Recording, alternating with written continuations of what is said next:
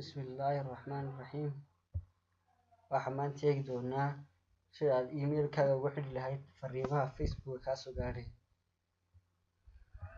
Marka koowaad riix button-ka,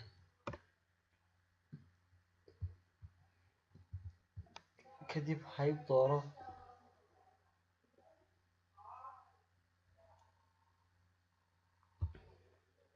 ama setting-ka luqadda English-ka hadduu kugu taagan yahay, kadib ogeysiis ama calaamadda yar ee notification-ka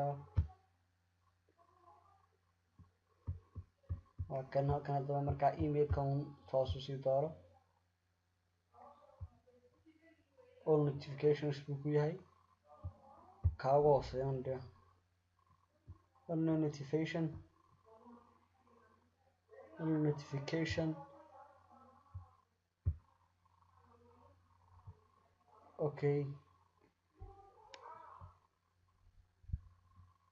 bes sidaa uu ku dhamaystiray. Kadib fariimo badan kaagama soo dhacayaan email-kaaga. Asalaamu calaykum waraxmatullaahi wabarakaatu.